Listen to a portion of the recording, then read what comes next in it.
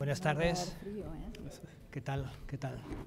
Bienvenidos una vez más a este centro de la cooperación española, aquí en Santa Cruz de la Sierra. Hemos organizado una conferencia, coloquio a la que hemos titulado Los desafíos de la cohesión social en América Latina y Europa, una mirada desde ambas regiones, aprovechando un taller regional que estamos teniendo durante estos días con otras organizaciones regionales internacionales como la CEPAL, la OCDE, el Banco Interamericano de Desarrollo, la SEGIP. Estamos reunidos justamente para reflexionar sobre cohesión social, qué es la cohesión social, y que eso nos inspire en términos de programación de los proyectos de nuestras propias organizaciones. Intentar, con el objetivo en definitiva de fomentar este importante aspecto que nosotros consideramos que lo es en la región de América Latina y Caribe. Aprovechando eso, aprovechando también la presencia de Josep Borrell en Santa Cruz, que ha venido en visita privada, bueno, pues hemos organizado esta conferencia que nos parece que podía ser del interés aquí en esta ciudad de todos vosotros. Va a intervenir primero Ana Sojo. Ana Sojo es consultora independiente, experta en protección social, cohesión social, políticas de cuidado y contra la pobreza, autora y coautora de numerosos libros y artículos, de formación doctora en Ciencias Económicas y Sociales y máster en Sociología por la Universidad Libre de Berlín. Ha sido hasta hace muy poquito funcionaria de la CEPAL, en concreto en Santiago de Chile, y fue durante 3 años jefa de la Unidad de Desarrollo Social en México. En el campo de la cohesión social es autora de varias publicaciones, entre las que podríamos destacar, por ejemplo, Sentido de pertenencia en sociedades fragmentadas, América Latina en una perspectiva global. Después le va a seguir Carlos Hugo Molina. Él es bien conocido de todos vosotros, abogado con especialidad en Derecho Constitucional y Administrativo por la Universidad Nacional Autónoma de México. Ha sido prefecto o gobernador, como se llama ahora, del Departamento de Santa Cruz en los años 2003 a 2005 y rector de la Universidad Nacional Ecológica. Dirigió el equipo que elaboró la propuesta, puso en marcha y aplicó la Ley de Participación Popular y sus decretos reglamentarios. Fue primer secretario nacional de Participación Popular, es consultor en políticas públicas, descentralización y participación ciudadana, ejerce la docencia en varias universidades de Bolivia y de la región. Ha sido consultor también para la CAF y para el PNUD aquí en Bolivia, y es fundador y su primer presidente del Centro para la Participación y el Desarrollo Humano Sostenible, CEPAD, que también muchos de vosotros conoceréis. Y Josep Borrell, ingeniero aeronáutico y doctor en Ciencias Económicas por la Universidad Complutense de Madrid, es en la actualidad catedrático Jean Monnet en el Instituto Complutense de Estudios Internacionales. Ha sido ministro en el gobierno de Felipe González y ha sido presidente del Parlamento Europeo y del Instituto Universitario Europeo de Florencia. Es también autor de varios libros, entre los que destaca, por ser el último, Los idus de octubre, reflexiones sobre la crisis de la socialdemocracia y el futuro del PSOE, tema de rabiosa actualidad, diría yo además, ¿no? Muy bien, pues si os parece, comenzamos con la primera intervención. Ana Sojo, tienes la palabra.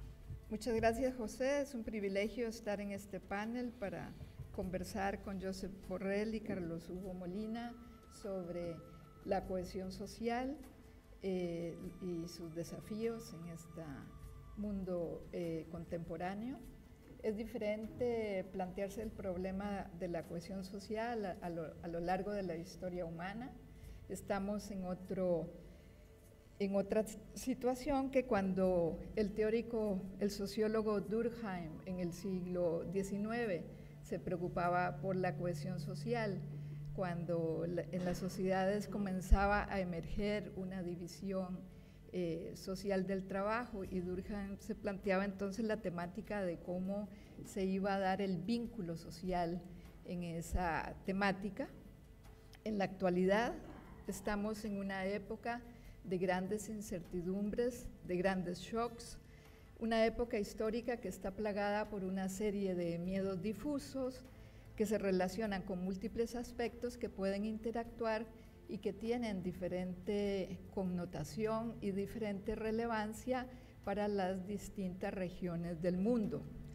Por ejemplo, transformaciones económicas aceleradas, precariedad e incertidumbre en torno al empleo, devaluación de los saberes con que contamos debido a la magnitud y a la celeridad de las transformaciones tecnológicas en marcha, debilidad o falta de sustentabilidad de los sistemas de protección social, en fin. Y todos estos miedos pueden ser explotados desde políticas demagógicas y antidemocráticas, pueden prender prédicas ultra e hipernacionalistas y los cantos de sirena que nos prometen explicaciones y soluciones sencillas a complejas preocupaciones que aquejan a contingentes importantes de la población, lo cual ha comenzado a plagar un cierto discurso político en latitudes muy diversas del planeta. En el caso de América Latina, es una región con débiles sistemas de protección social. Solo algunos países latinoamericanos tienen un estado de bienestar más o menos robusto, pero mucho más estratificado que lo que serían los estados de bienestar europeos, por ejemplo.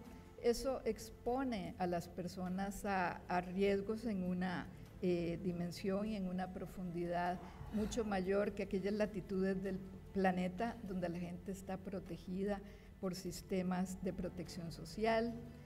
En América Latina hemos perdido bastante el tiempo, por ejemplo, en profundizar lo que sería una mejor estructura económica, una estructura económica más diversificada, una estructura económica con mayor valor agregado que la que normalmente es propia de nuestras economías. Entonces, esa búsqueda del tiempo perdido se dificulta mucho más en una época de acelerado cambio tecnológico como el que digo.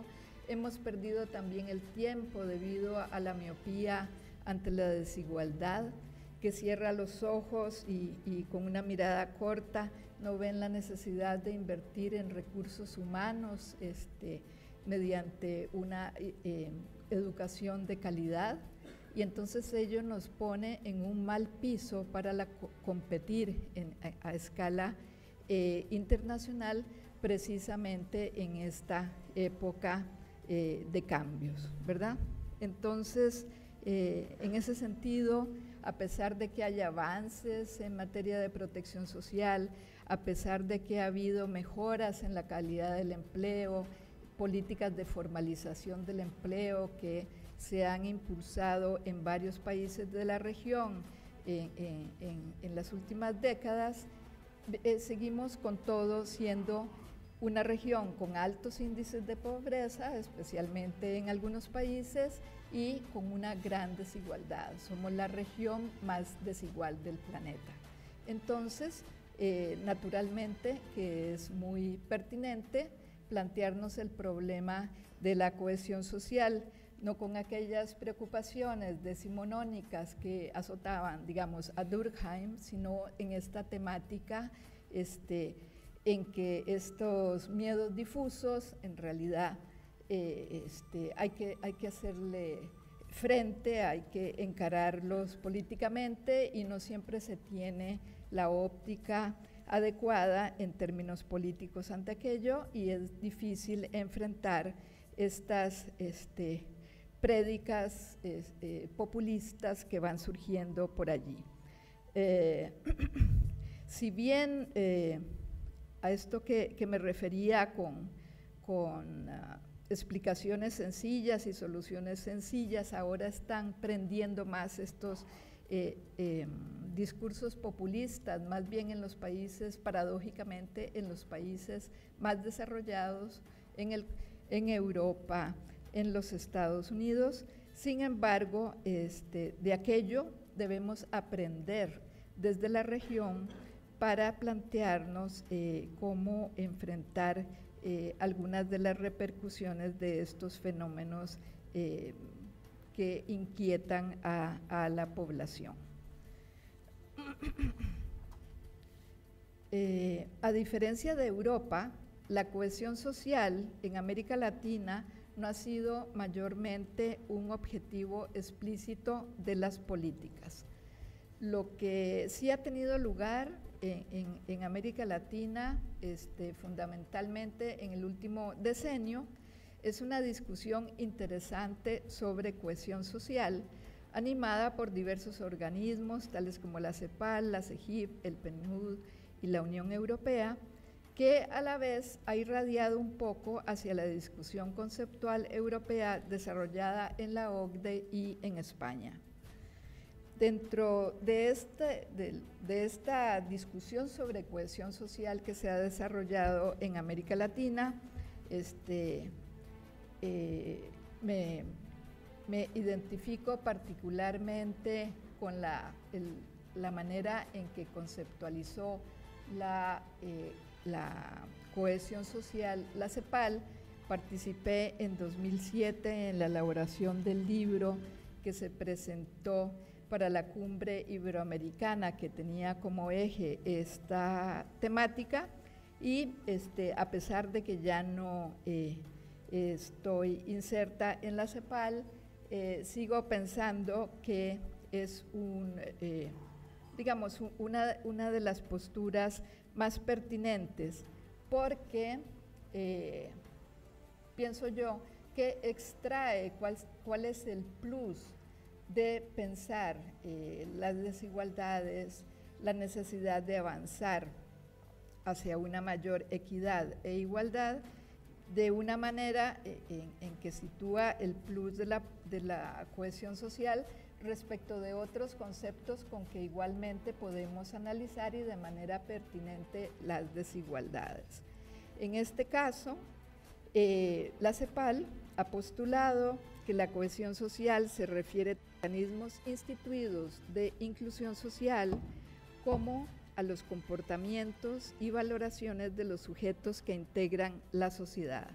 Entonces, la diferencia específica de la cohesión social respecto de otros conceptos que serían afines es que se incorpora la disposición y el comportamiento de los actores.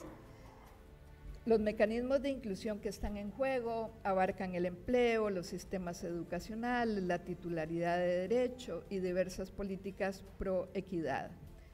Y por su parte, los comportamientos y valoraciones de los sujetos abarcan ámbitos tan diversos como la confianza en las instituciones, el capital social, el sentido de pertenencia y la solidaridad. Entonces, cohesión social, en esta perspectiva, vendría a ser la dialéctica entre los mecanismos de inclusión y exclusión social y las respuestas, percepciones y disposiciones de la ciudadanía frente al modo en que ellos operan. Se trata entonces de apostar por consolidar lazos sociales que refuercen la confianza y la reciprocidad y por lograr una inclusión social asentada en el goce de niveles de bienestar social por parte de los ciudadanos, en el respeto y recíproco reconocimiento de la diversidad social y en la búsqueda de una comunidad de normas y valores. Entonces, me interesa también subrayar que uno no debe valorar a secas la cohesión social como algo positivo. Los totalitarismos del siglo pasado, tanto en su versión nazi como en su versión estalinista, hablan de cómo sociedades cohesionadas justamente pueden atropellar causar horrores insondables, y entonces la cohesión social tiene que ser analizada siempre en términos de los valores y de los objetivos que se propone esta cohesión social. Y en este mundo de la actualidad, en que campean por diversas latitudes tantos fundamentalismos, apreciamos muy bien las preocupaciones que Amartya Sen en su libro Identidad y Violencia planteó hace algunos años, y en que se refiere al hecho de que siempre la libertad individual y ciudadana deben ser intrínsecas a las múltiples elecciones en que precisamente se sustenta la diversidad de las identidades sociales. Es decir, la diversidad es la esencia de la complejidad social de los individuos y precisamente en esa diversidad se funda la libertad de pertenencia y de elección de las personas. Por el contrario, si hablamos de sentido de pertenencia y de esa reacción, de esa dialéctica e interacción respecto de los mecanismos de exclusión o de inclusión social, por el contrario, de acuerdo con Sen, la creencia en identidades sociales con pretensiones totalizadoras niega la pluralidad de las identidades, es reduccionista y en último término es un caldo y un sustento para la violencia. La dialéctica entre, y esto José lo planteó en la discusión que hemos desarrollado en el marco de un seminario estos días acá, la dialéctica, digamos, entre las mediciones del bienestar subjetivo y las maneras en que operan los mecanismos de inclusión no podrían ser determinados de una manera lineal, es decir, uno no podría establecer una relación mecánica y directa entre determinadas políticas de inclusión social y que ello se revierta de manera automática en una suerte de mediciones del bienestar subjetivo que en virtud de aquello pudieran medirse, justamente porque, entre otros elementos, debido a esto que apunta Sen, es decir, cada individuo es sede de una multiplicidad de sentidos de pertenencia, de identidades, y en aquello se juega la capacidad de elección, la ponderación, el grado en que cada cual elabora su sentido de pertenencia. Por el otro lado, respecto de la región latinoamericana, hay que destacar que puede coexistir un fuerte sentido de pertenencia a escala micro con una situación macro que es crítica en materia de cohesión social.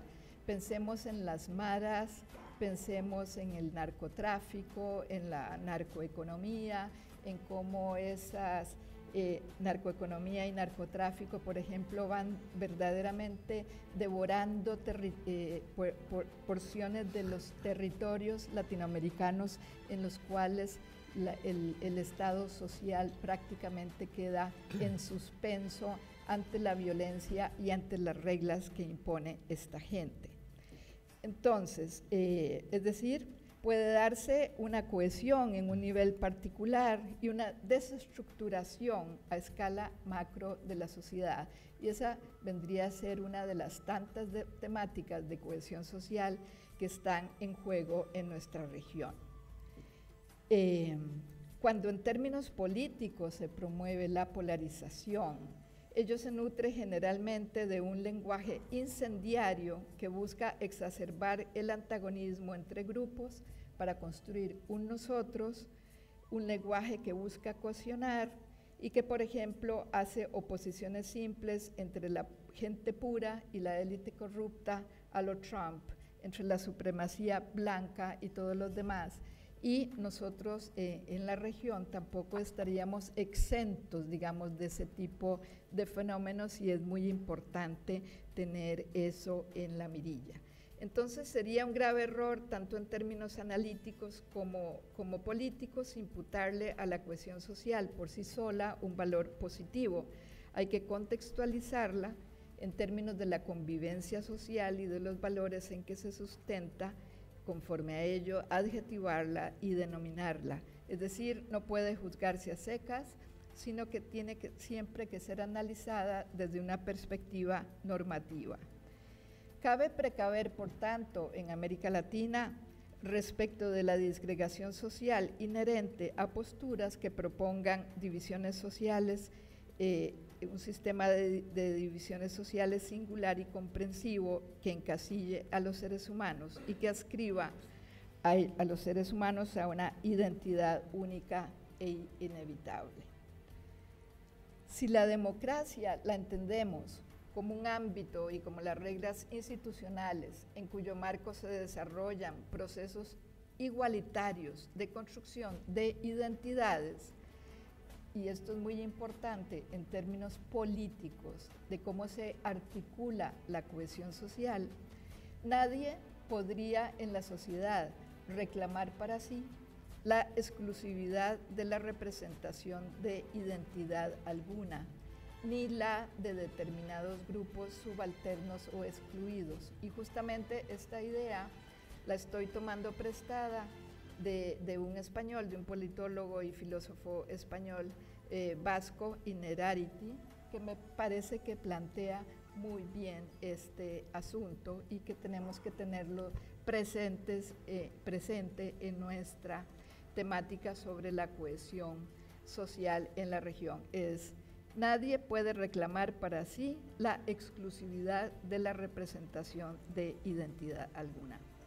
En democracia, dice el mismo autor, solo podemos pretender hablar en nombre del pueblo de manera representativa, es decir, sin monopolizarlo, en medio de una pluralidad de voces constantemente expuestos a la verificación de esa autoridad, verificación que se puede dar en las urnas y que se puede dar en otros ámbitos propios de la democracia. Al considerar al pueblo representativamente, entonces se deja abierta la pertenencia.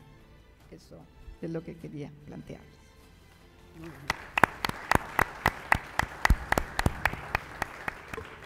Muchas gracias, Ana. Carlos Hugo. Muchas gracias, José Lorenzo.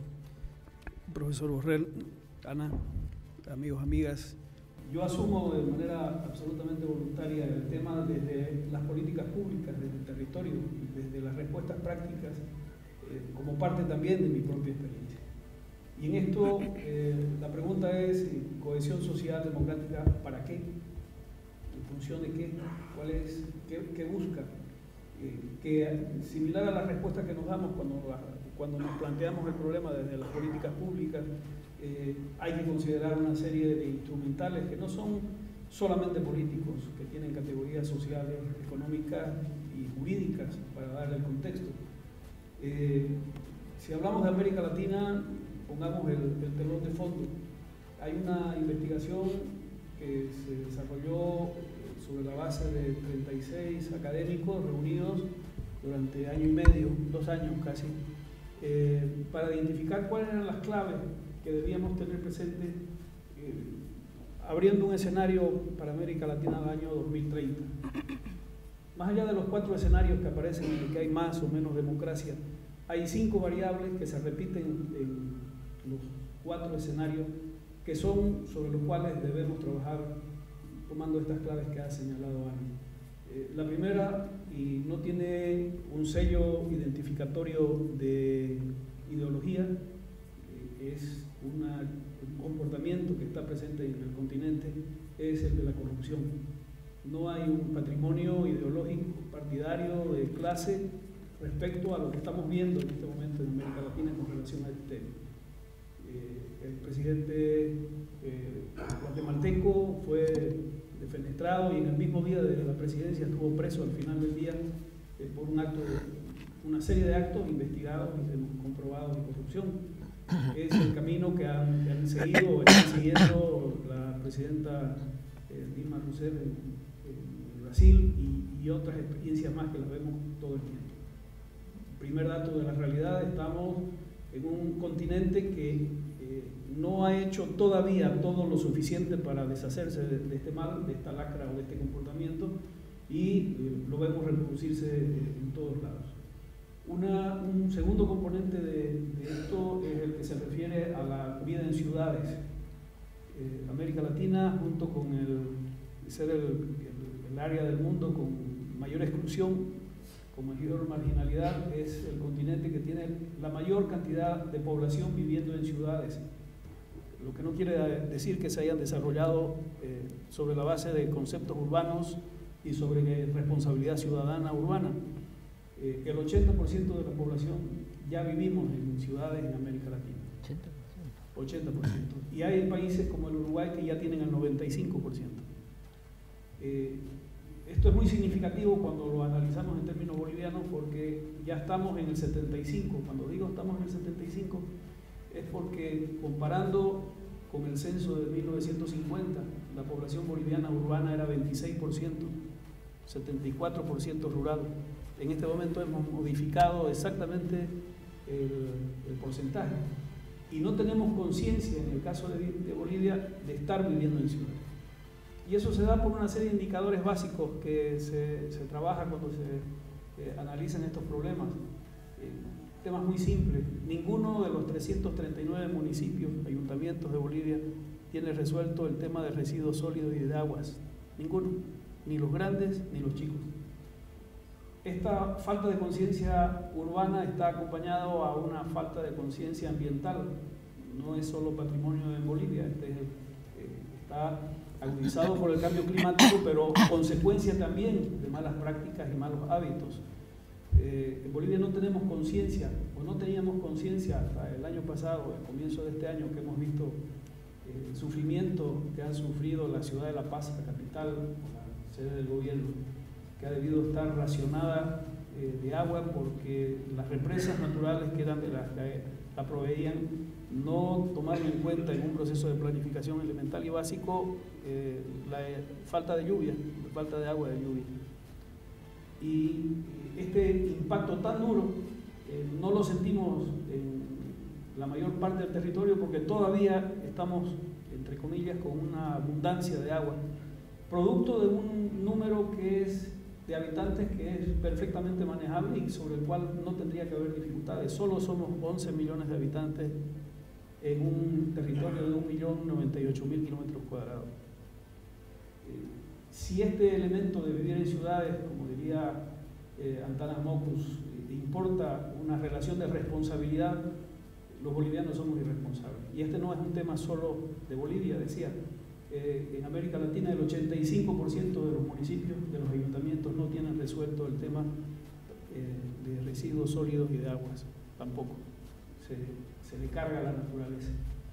Un tercer elemento que está presente en todos estos procesos, desgraciadamente, y hay que ponerlo con esa calificación, es lo que se denomina el crimen organizado. El crimen organizado que ha tomado territorios que se excluyen del control estatal. Y estos territorios están medidos y clasificados desde el río Bravo hasta el Cabo de Hornos, en espacios mayores o menores y con prácticas poco cristianas y muy públicas, para no usar otra categoría diplomática. En Bolivia tenemos algunos de estos territorios, se lo conoce a nivel internacional, se lo califica exactamente igual que Alto Guayaba en el caso del Perú, exactamente igual que la zona de producción de opio en el norte de Guatemala y el sur de México, los espacios que habían en Guatemala, en Colombia. Para el caso boliviano, esta zona está identificada a nivel internacional como el Chapare. Nos cuesta admitirlo, aceptarlo, pero forma parte de esta lógica de análisis. Estos espacios están fuera del control estatal, las autoridades del Estado no son las que definen la resolución de los conflictos o la ponderación de las acciones y están condicionadas a acciones normalmente de violencia si es que no hay un relacionamiento que acepte voluntariamente o con la fuerza ese tipo de acciones.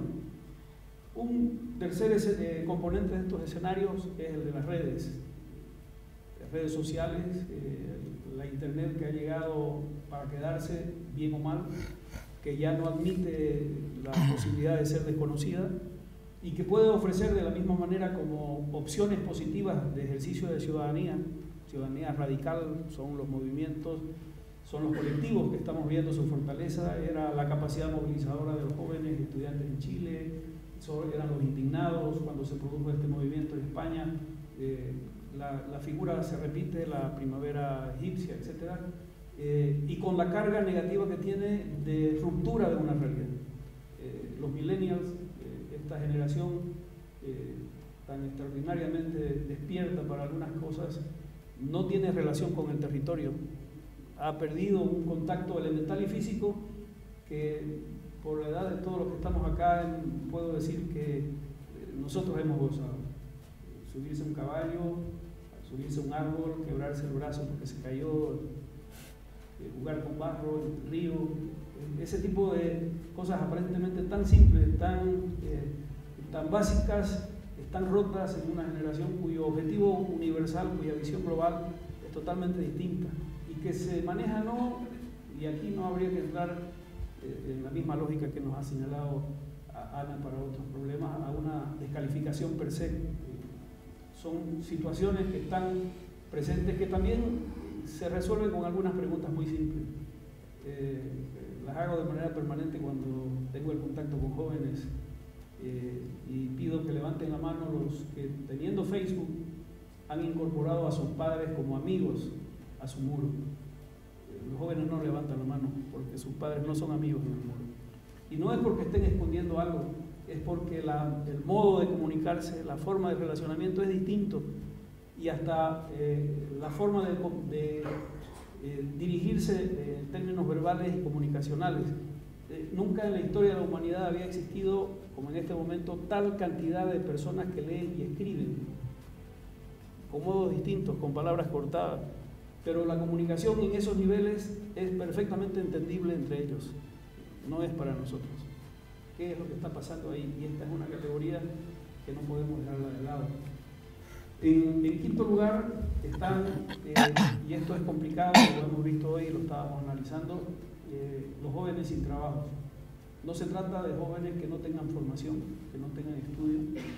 Se trata de una modificación de los escenarios laborales, de las ofertas laborales, de la demanda, que las universidades no están acompañando todavía en este momento, que siguen reproduciendo un formato, un sistema educativo que en 15 años, en 12 años, adelantándonos, va a modificarse radicalmente y que la demanda existente o que va a producirse es totalmente distinta a la oferta existente en este momento. Estas 5 variables están jugando en este momento en América Latina y son la base para analizarlas en el marco de la cohesión social democrática. ¿De qué manera vamos a establecer pactos, acuerdos, convenios que nos permitan enfrentar estas situaciones y darle respuesta optimista? Porque, como dijo Vargas Vila, si la vida es un suplicio, el suicidio es un deber, y no estamos nadie en condiciones ni deseos de hacer y de cumplir esta máxima. ¿Cómo recuperamos la sonrisa en el continente de la esperanza, que fue lo que siempre se dijo de América Latina? Y eso es reconciliándonos con nosotros y con el futuro, desde el punto de vista de posibilidades y de expectativas. Estamos frente a un proceso migratorio muy fuerte en América Latina. Voy a bajar el foco de atención en Bolivia. Y decía que tenemos un problema de comprensión de lo que esto significa, porque además que históricamente siempre fuimos asumidos y considerados con algunas calificaciones, como el país del altiplano, o con la imagen del indígena, del viviente del altiplano, estamos con un refuerzo que desde el punto de vista estatal nos provoca cuanto menos dificultades epistemológicas, para usar un término académico, y cotidianas, para decirlo de manera práctica. Bolivia es un estado plurinacional con énfasis en lo originario, indígena y campesino. Este es el resultado de un proceso que desde el punto de vista político no tiene discusión, es el resultado de un proceso democráticos electorales, de elecciones ganadas por el 52, el 64 y el 61%, cosa que no se veía en lo inmediatamente anterior, en los procesos, en los periodos democráticos, que sin embargo el campesino que ha dejado la relación con la tierra deja de ser campesino, está viviendo en ciudad, y el indígena y originario que deja su ámbito natural no deja de ser originario indígena, pero no traslada su modo de producción, En las ciudades no hay pesca, no hay recolección, no hay caza. Lo único que tiene para competir y lidiar con sus necesidades es su fuerza de trabajo, porque no tiene la competitividad de la formación y del estudio por el origen. ¿Cómo vamos a resolver? Hemos hecho una proyección de la población en el territorio al año 32, al 2032, 2 censos más. En la proporción matemática que en este momento tenemos de cambio migratorio, Bolivia va a tener el 90% viviendo en ciudades. En 1 millón de kilómetros cuadrados técnicamente no va a haber población. Habrá abandonado los espacios. Seguiremos bajo el concepto de un Estado plurinacional, originario, indígena y campesino con esos porcentajes. No estamos discutiendo estos temas. Y hacen a políticas públicas y hacen a cohesión social, porque tenemos que ponernos de acuerdo. Aquí el instrumento de la cohesión social democrática nos puede ayudar a bajar las tensiones, a bajar las angustias y a sincerarnos con nosotros mismos. Los 2 últimos años, Bolivia ha importado, la suma puede no ser mucha en términos europeos, pero para Bolivia es importante, 1.100 millones de dólares en cebolla, papa, ajo, camote, tomate y frutas. Papa. ¿Bolivia importa papa? Sí, del Perú. Son 3 las razones de esta situación. Una, el cambio climático, problemas de sequía en el altiplano, en los valles, que es donde principalmente se produce. 2, los procesos migratorios que abandonan campo. Y 3, precios internacionales más favorables para el comercio porque son más baratos en el Perú. Entonces, ¿para qué se va a producir lo mismo en Bolivia si es más barato traerlo, legal o ilegalmente? Pero el dato del 1.100 millones de dólares es dato oficial. Bueno, sigo tratando de poner el telón de fondo para armar este rompecabezas y decir, ¿y en qué nos puede ayudar? ¿En qué podemos utilizar estas categorías que tan magistralmente nos ha relatado Ana en esta realidad objetiva que tenemos? Que podemos no reconocerla, pero que nos va a encontrar en muy pocos años para comprobar si esto es cierto o no. Y aquí aparecen algunos elementos que, si le ponemos el interés y la voluntad y el buen genio, es posible que encontremos una inflexión. Uno es la consideración de una categoría que se la usa mucho, ciudades intermedias, con una intencionalidad, que tengan la calidad de ser nodos de servicios, con la mayor cantidad de servicios públicos posible, que tengan la calidad de ser cohesionadora social y económicamente a través de un instrumento como el turismo, y en tercer lugar, que tengan la capacidad de producir alimentación básica. En un país de un territorio tan extenso como el nuestro, es muy difícil poder llegar a todos los sitios con todos los servicios. El censo 92, Ana, profesor Borrell, hubo un dato que pasó desapercibido en el censo. El 36% de la población boliviana, 36%, vivía en comunidades menores de 250 habitantes, en un territorio de 1.098.000 kilómetros cuadrados. Esas comunidades ya no están, no existen, ya migraron. Y esa realidad tan absolutamente patética y evidente no encuentra respuesta con el mal uso de los recursos públicos en algunos de los temas que conocemos públicamente de titulares de los medios de comunicación.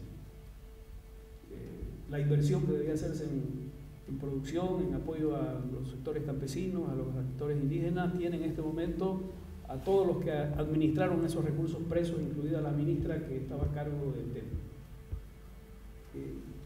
No estoy buscando culpables ni flagelarnos, solamente decir, estamos frente a un reto de construir una red de ciudades intermedias como política pública, y aquí entra el instrumento de la cohesión social democrática para aceptar, entender el territorio de una manera distinta.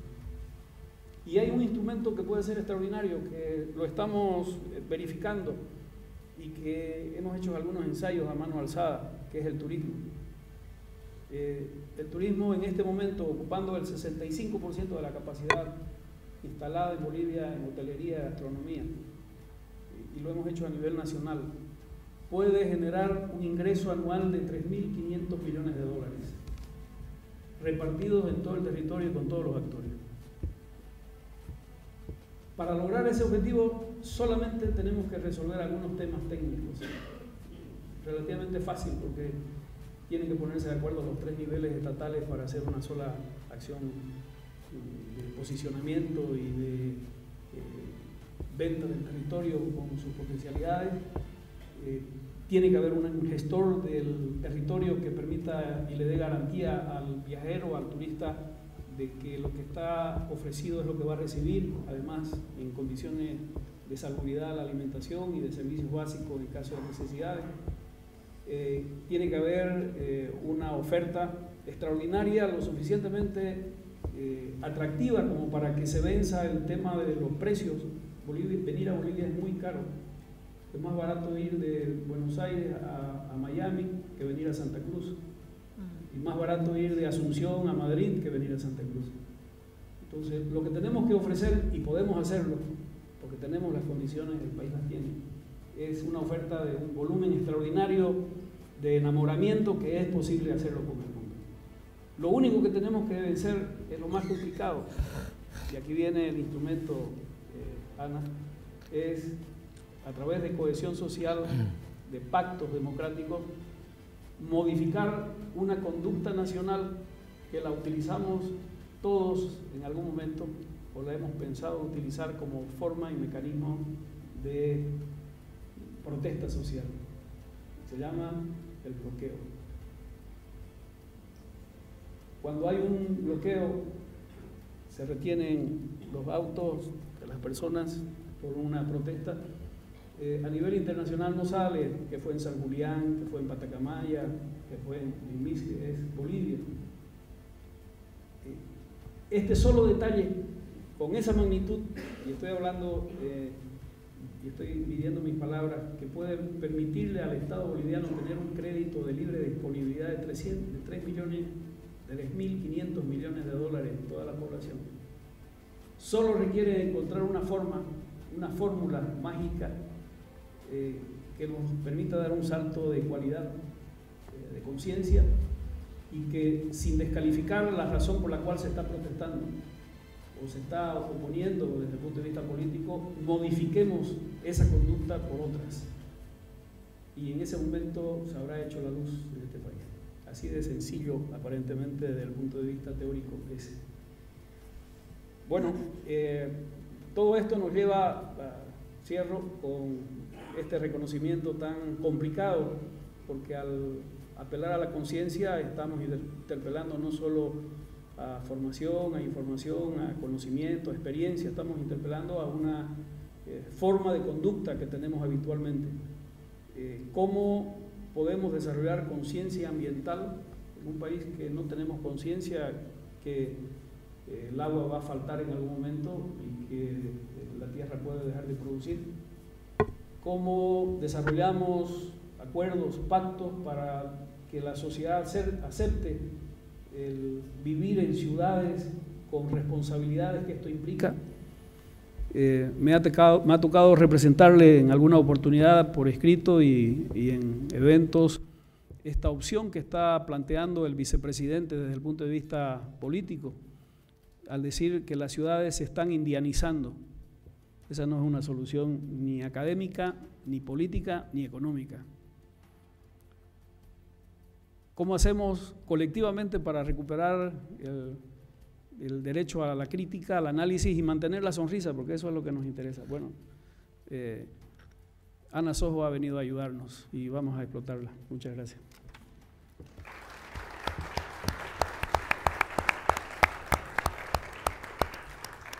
Muy buenas noches a todos y a todas. Muchísimas gracias por su presencia esta tarde aquí.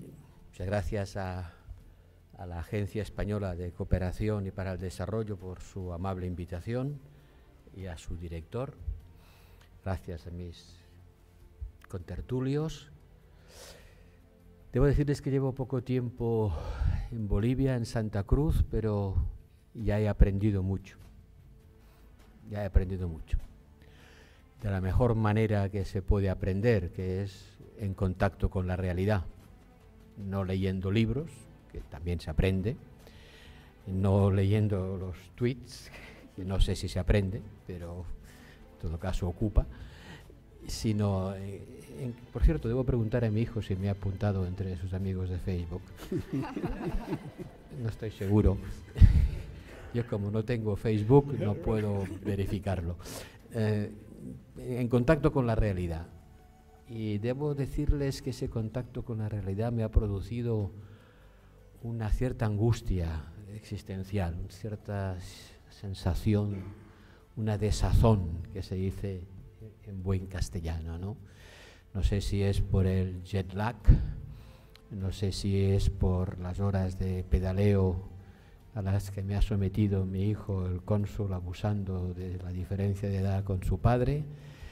No sé si es por haber tenido ocasión de leer el diario del Che en los mismos terrenos en los que vivió su odisea.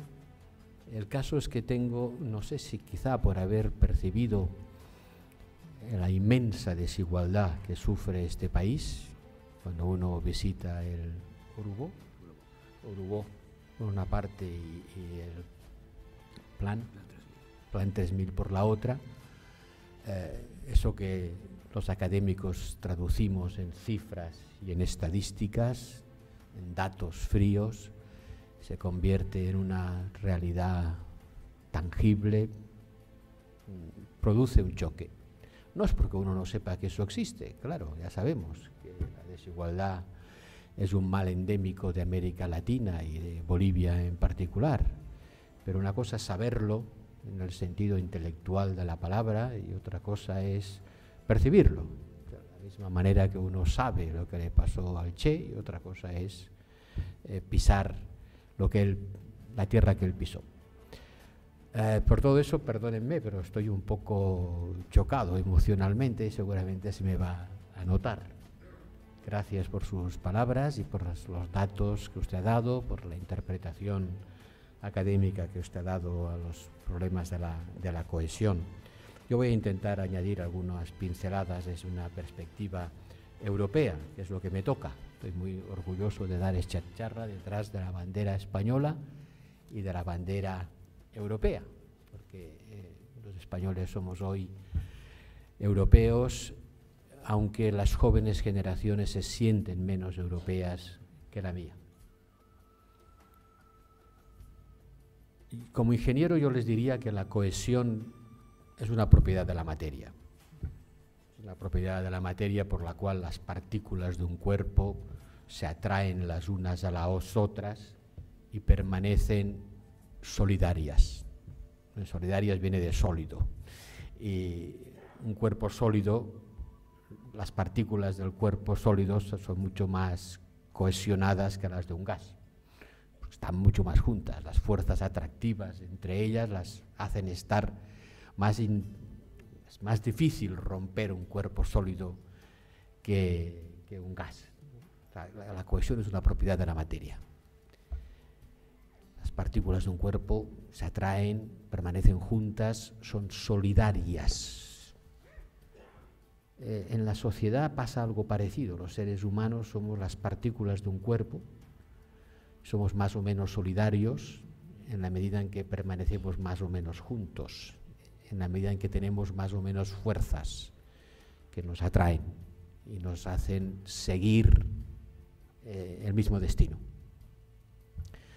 Quiero agradecer muy en particular aquí la presencia del padre Castellanos, de su amigo, compañero, hermano Richard, de algún que otro colega de los tiempos heroicos de los gobiernos de Felipe González, al que la vida me ha vuelto a cruzar en un lugar tan remoto del Palacio de la Moncloa como este.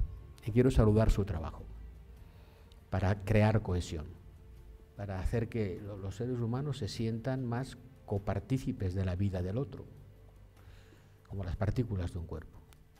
Y eso es lo que distingue, a fin de cuentas, a las sociedades. Si puedo hacer una analogía, las sociedades europeas son mucho más sólidas que las norteamericanas. porque tienen más vínculos que unen a las partículas que las forman. En Europa no concebimos que alguien pueda morir en la puerta de un hospital porque no puede firmar un cheque que garantice el pago de la asistencia sanitaria que necesita. No lo concebimos. Y sin embargo en Estados Unidos hay mucha gente que les parece lógico y acaban o quieren derribar el Obamacare, que era un intento de cohesionar a la sociedad americana, dotándole de un sistema más o menos público de cobertura, más o menos universal frente al riesgo de la enfermedad. En el fondo, cuando hablamos de cohesión, quizás de lo que estamos hablando es de la frontera que separa los derechos de las mercancías. Es decir, un derecho es algo a lo que se tiene derecho, valga la redundancia, independientemente de que puedas comprar ese bien. O sea, ¿la salud es un derecho o es una mercancía?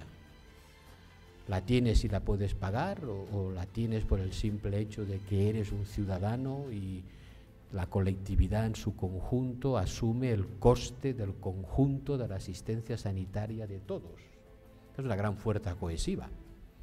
Si todos asumimos que el riesgo frente a la enfermedad es un riesgo que debe ser cubierto colectivamente, eso es una gran fuerza de cohesión social. Y nos ha costado quizá, pero hoy en Europa es algo que está en los elementos de definición política, ¿no? Es decir, bueno, todavía tenemos mucho que mejorar, pero el principio está allí, ¿no? Usted es un ciudadano, usted tiene derecho a ser atendido si está enfermo. ¿Lo puede pagar o no? No importa, es un derecho. Pero es un caso muy particular en el mundo.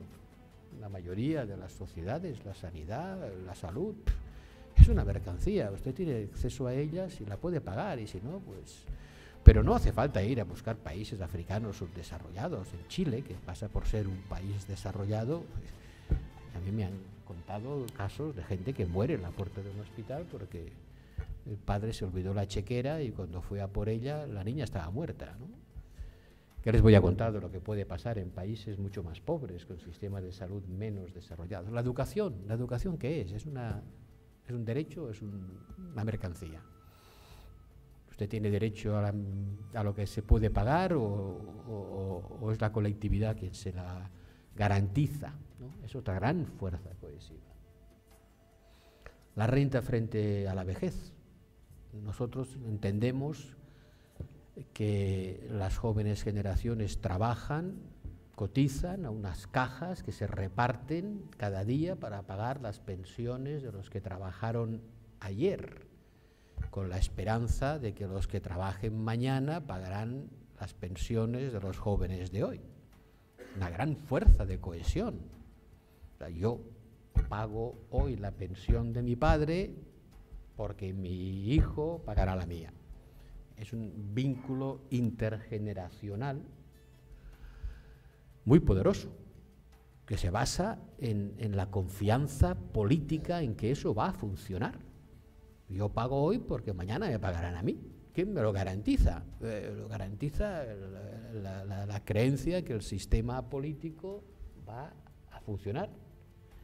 Otros prefieren confiar en su banquero. Otros prefieren poner su dinero en un fondo de inversión y que el fondo de inversión genere rentabilidad y que cuando se jubile, pues... Y esa ha sido la causa de la ruina de muchos ahorradores europeos, porque el banquero pues no ha resistido las crisis financieras y sus ahorros se han volatilizado. Yo prefiero confiar en un pacto social cohesivo que en la habilidad de mi banquero para administrar mis ahorros. Debo decirles que yo he perdido mucho dinero por culpa de mis banqueros, o sea que prefiero confiar en un pacto social cohesivo que me garantice mañana la colectividad, ese pacto social. Yo pago hoy para que mañana me paguen a mí, y eso es una gran fuerza cohesiva en Europa. Estamos dedicando entre el 10 y el 15% de nuestro PIB al pago de pensiones a través de un sistema de reparto. Por cierto, nosotros en España nos gastamos en asistencia sanitaria universal y gratuita, que en gratuita no, porque no hay nada gratuito, créanme. Los Reyes Magos, como ustedes ya deben saber, no existen, todo tiene un coste, y cuando decimos gratuito quiere decir que lo estamos pagando con impuestos. Nos gastamos el 7% del PIB, pero en Estados Unidos, con una asistencia muy privada y muy al alcance solo de una parte de la población, se gasta más del doble en términos del PIB. Por lo tanto, no es cierto que los sistemas privados sean más eficientes, ni mucho menos. Sanidad, educación, transferencias de rentas entre generaciones, cobertura del desempleo, otro gran factor cohesivo. Dice en la Constitución, nuestra Constitución, supongo que la suya dirá lo mismo, que todo español tiene derecho a un puesto de trabajo digno. Pero ese es un derecho que se puede reclamar frente a quién. Yo tengo ese derecho, pero si no lo satisfacen, ¿a quién acudo para decir que mi derecho ha sido violado? ¿Frente a quién? Bueno, pues sí, existe un seguro de desempleo que cuando la sociedad no es capaz de ofrecerte un puesto de trabajo, te ofrece una renta de sustitución. Pequeña, no a todo el mundo, en condiciones, temporalmente, pero algo de eso hay. No somos capaces de satisfacer su derecho y le compensamos por ello. Insisto, durante un tiempo limitado, de una forma limitada y en circunstancias limitadas, porque siempre está el riesgo de pasar de la solidaridad al asistanato, a la trampa de la pobreza, y también de eso tenemos en Europa. Trampas de pobreza, donde la ayuda pública se prefiere al trabajo, porque la pérdida de la ayuda no compensa el coste del trabajo. Y hoy, más que nunca, tenemos la emergencia de trabajadores pobres a los que el trabajo no basta para vivir. Entonces, eso que hemos ido construyendo lentamente a través de una lucha de siglos, sobre todo después de la Segunda Guerra Mundial, hoy está en peligro. Está en peligro por la crisis económica asociada a la crisis del euro, que ha castigado duramente a las sociedades europeas y ha debilitado sus lazos solidarios. En España, por ejemplo, el 70% de la población ha sobrevivido a la crisis sin sufrirla, pero el 30% restante la ha sufrido de manera brutal, y eso es lo que explica los cambios en la representación política, eso que llamamos ahora los nuevos populismos, ¿no? No solo en España, en toda Europa la crisis ha destrozado las estructuras sociales, ha debilitado las clases medias, ha pauperizado a una parte importante de la población, especialmente a los más jóvenes, que tienen muy poca confianza en el futuro, que han sufrido el desempleo más que nadie y que se enfrentan a un mundo mucho más precario, mucho más inseguro, con consecuencias dramáticas sobre la demografía. Por ejemplo, los jóvenes en España es después de Alemania el país que más rápidamente envejece. En la práctica los europeos somos una especie en vías de extinción, porque al día siguiente de la Segunda Guerra Mundial éramos el 25% de la población mundial y hoy a duras penas somos el 7% de la población mundial. Y estamos rodeados por un colectivo humano desde Gibraltar hasta el Cáucaso que son el doble de jóvenes que nosotros. Nuestra edad media crece vertiginosamente, está ya por encima del 40%, en el África subsahariana es el 18%, 18 años. Y dentro de poco habrá 1.500 millones de africanos y nosotros seguiremos siendo del orden de unos 400 millones de europeos. Envejecemos mucho, los españoles en particular, y entre otras razones porque los jóvenes no tienen perspectivas de futuro. Asumir el riesgo y la responsabilidad que implica la maternidad o la paternidad requiere de unos estándares que nosotros, mi generación, tuvo y que la generación de mis hijos ha perdido y la de mis nietos, pues no sé, pero más bien parece que no la van a recuperar. Y tú has hecho referencia a los cambios sociales y tecnológicos que se nos vienen encima. Has dicho 20 años, no, mucho antes. Mucho antes. Mucho antes, el mundo del trabajo industrializado y urbano va a cambiar dramáticamente a consecuencia de la revolución digital. No sabemos muy bien de qué manera eso va a impactar sobre las fuerzas cohesivas de la sociedad. Puede que las destruya todavía más.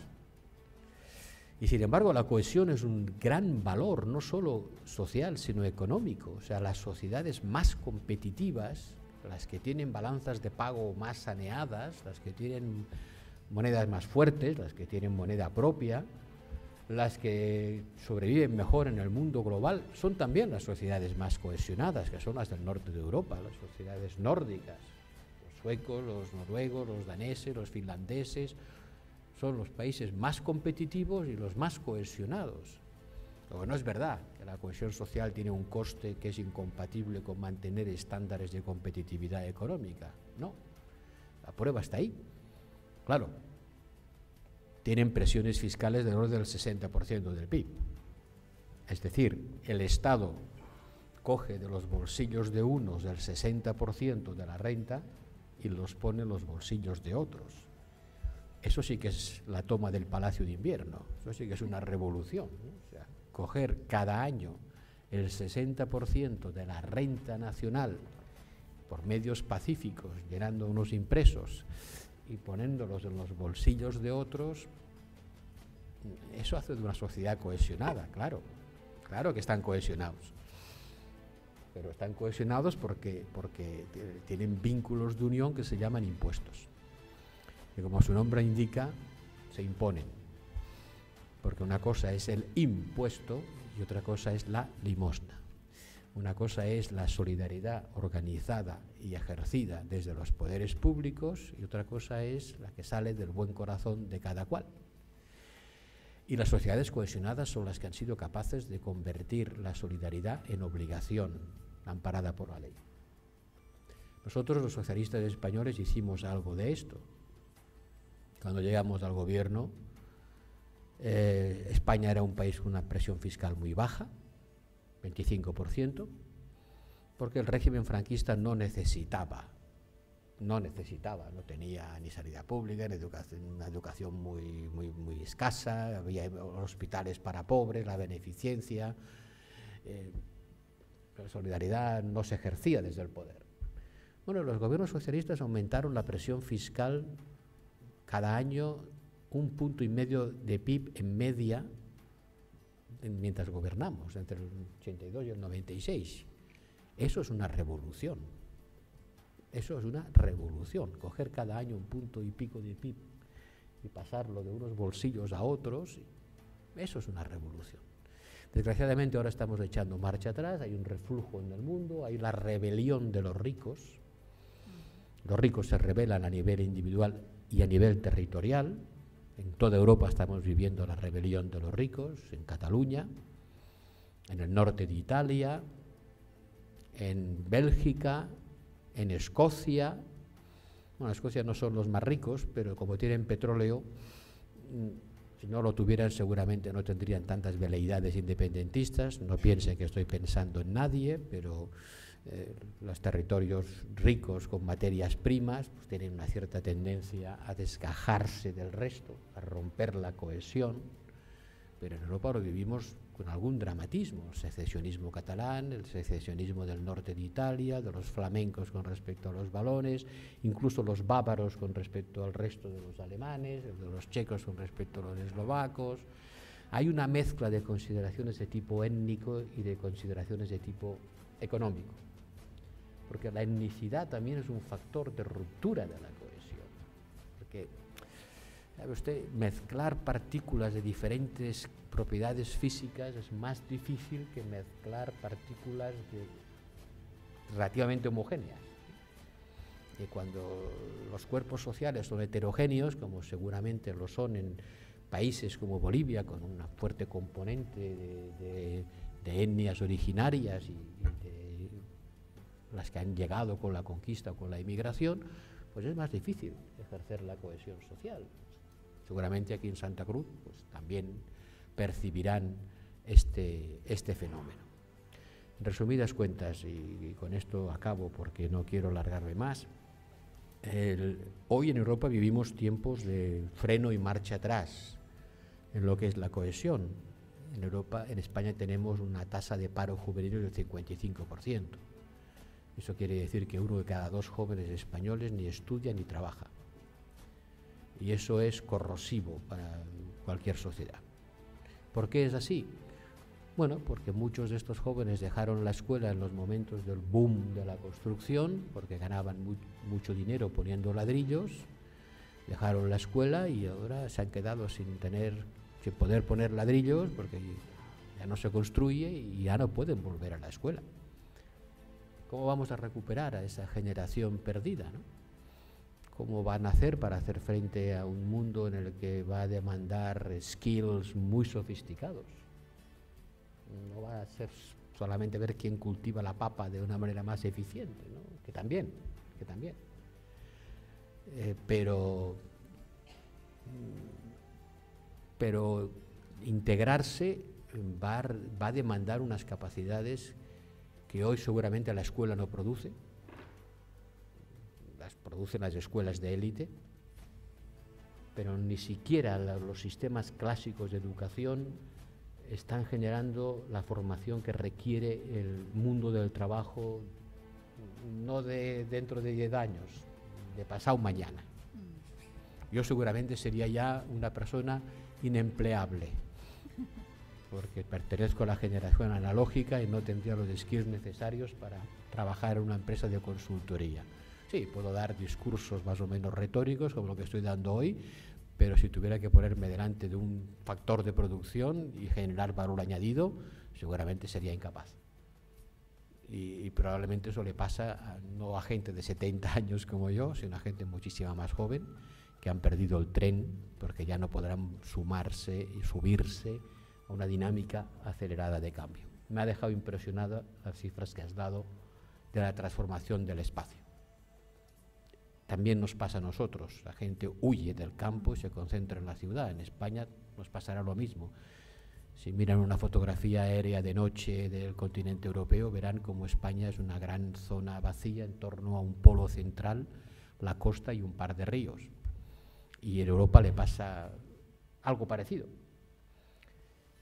Y eso hasta cierto punto es inevitable en la medida en que, lo decíamos, suministrar servicios públicos de calidad a una población dispersa es imposible, tiene un coste excesivo. Pero también las grandes megalópolis son inasumibles por los costes ambientales que generan, que muchas veces simplemente se obvian. Pues si no hay red de alcantarillado, pues no la hay. Pero claro, no la hay y mientras no la haya estamos envenenando el subsuelo y algún día alguien pagará eso con su salud. De manera que los retos son gigantescos. Esos fenómenos de transhumancia y concentración urbana no los vamos a detener.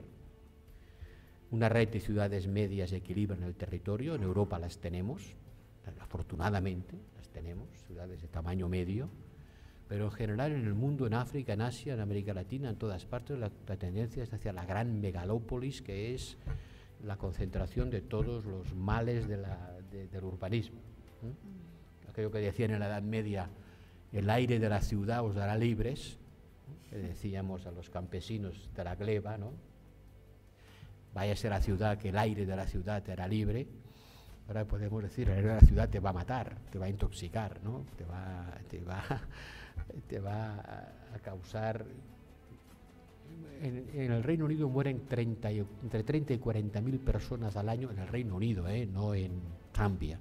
Entre 30 y 40.000 personas al año mueren como consecuencia de la toxicidad del aire de las ciudades. No del cambio climático, ¿no? Simplemente de lo que respiran. No sé qué pasará aquí. Ustedes tienen todavía grandes extensiones de terreno y pueden todavía no sufrir las consecuencias del exceso de concentración urbana. De manera que sí, la demanda de cohesión, la necesidad de sentirse corresponsable del prójimo, eso que las nuevas corrientes liberales tipo Trump niegan. Sanidad pública es una cosa de comunistas, ¿no? Piensan en Estados Unidos, ¿por qué tengo que ser yo responsable de la salud de mi vecino? Allá él, que se pague un seguro.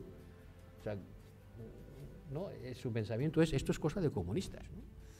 Y el Brexit ¿qué es? El Brexit es lo mismo, es la rebelión por una parte, de los que no quieren pagar, engañados, porque les han engañado, y por otra parte, del etnicismo, de decir nosotros somos distintos, y cuando alguien dice que es distinto, aunque no lo diga implícitamente, lo que está diciendo es que es mejor, porque nadie dice que es distinto para ser considerado peor, ¿no? Si yo soy distinto es porque me considero mejor. Somos distintos, somos mejores, solos nos lo montamos mejor. Este es el eslogan de la rebelión contra la cohesión que se está produciendo hoy en Europa. Solos nos lo montamos mejor. Eso lo dicen los catalanes, lo dicen los ingleses, lo dicen los escoceses con respecto a los ingleses, lo dicen los del norte con respecto a los sicilianos. Creo que en Santa Cruz también han pasado por un sarrampión parecido. Solos nos lo montamos mejor. ¿Por qué? Porque somos mejores, o porque somos más ricos, o porque desconfiamos de los demás, o porque no nos sentimos corresponsables. No nos sentimos corresponsables. Entonces, ¿cómo se mide la corresponsabilidad? ¿Cómo se mide la cohesión? ¿Cómo pongámosle una cifra a las cosas? Pues yo le pongo la transferencia de rentas vía fiscalidad. En España nos sentimos corresponsables los unos de los otros en el 38%, que es nuestra presión fiscal. En Europa, en media, está en el 40%. Los europeos nos sentimos corresponsables los unos con los otros europeos, en una cifra tan pequeña como el 1% de nuestro PIB, que es el presupuesto comunitario. Fíjense, el 1%. Y a nivel mundial, ¿cuál es el nivel de corresponsabilidad que sentimos los seres humanos los unos con los otros? ¿El porcentaje de ayuda al desarrollo? ¿Podría ser? ¿Eso cuánto es? No llega a 0,7, ¿no? Muy poco corresponsables. La cohesión a escala planetaria simplemente no existe. Simplemente no existe. Los seres humanos no se sienten corresponsables los unos con los otros. Bastante trabajo tenemos en sentirnos corresponsables en colectividades humanas que la historia ha forjado con una fuerte identidad, como es países como Francia, o como Alemania, o como España, ¿no? Incluso decir en países con menos raíces históricas, con más diferencias étnicas, con más desigualdades tremendas, como es el caso de la mayor parte de los países latinoamericanos. De manera que los hombres de buena voluntad y los responsables políticos tienen muchísimo trabajo por delante, no ya para avanzar, sino para evitar retroceder. Los europeos estamos retrocediendo. La crisis del euro ha sido devastadora. Y los ciudadanos, desgraciadamente, no ven ya en Europa una promesa de solidaridad y progreso compartido. Eso fue cierto para mi generación, pero probablemente para la generación de los jóvenes europeos que han perdido la memoria de la guerra, que ya no les sirve la paz como un argumento, probablemente están más inclinados a seguir los cantos de sirena del solo me lo monto mejor, que no a la llamada más sofisticada al corazón y a la razón de que el bien común existe y que la forma de conseguirlo es precisamente evitando la descohesión de la sociedad. No quiero parecerles pesimista, pero sí advertirles del riesgo que se corre si se pierden los valores que durante un cierto tiempo han impulsado en algunas partes del mundo, más en unas que en otras, a hacer que los seres humanos se sientan corresponsables de su destino. Muchas gracias.